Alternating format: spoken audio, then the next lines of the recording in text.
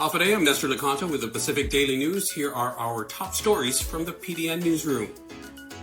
Pacific Star Resort and Spa owner and operator Marianas Properties has filed for Chapter 11 bankruptcy in the District Court of Guam after defaulting on a $32 million bank loan, court records show.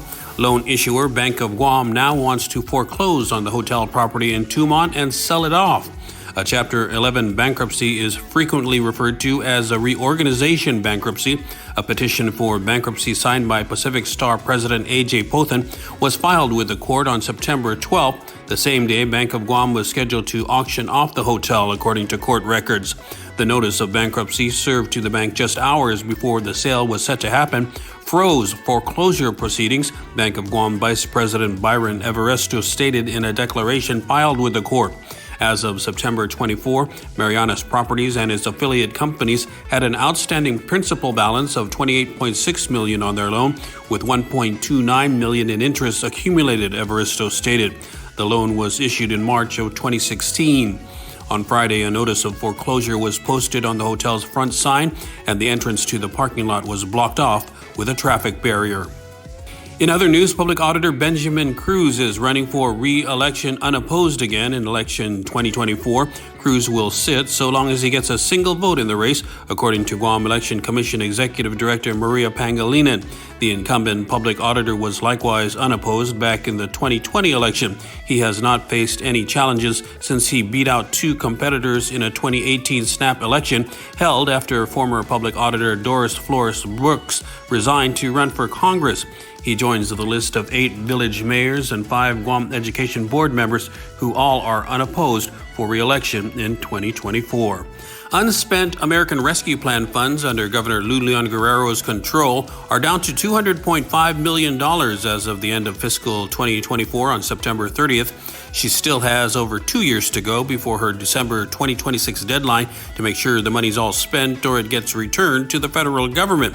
The governor has long obligated the funds ahead of the December 31st, 2024 deadline to do so, but these allocations have not been set in stone. Leon Guerrero continues to reallocate ARP funds to where her administration deems necessary.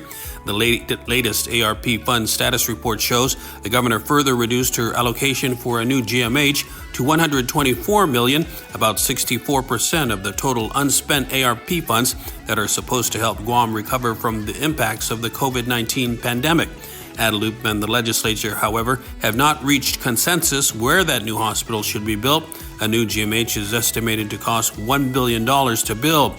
Since 2021, Guam received more than $618.5 million in ARP funds under the governor's control. This is on top of multiple other federal funds that have gone to Guam since 2020 to help it respond to and recover from the pandemic.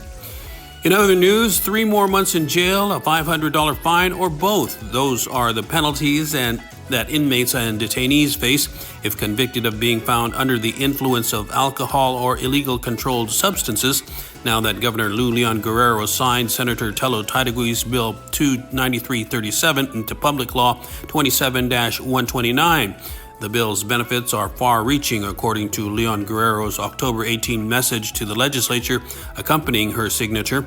Department of Corrections Director Fred Bordallo Jr. said, DOC employees and medical and behavioral support professionals that support the agency with security and healthcare services appreciate the passage of the law that works towards a goal of a drug-free prison. The new law makes it a misdemeanor offense to be found guilty of being under the influence, and the 90 days or more must be served consecutively or after an inmate's current sentence. For more on these stories, go to GuamPDN.com and follow us on social media.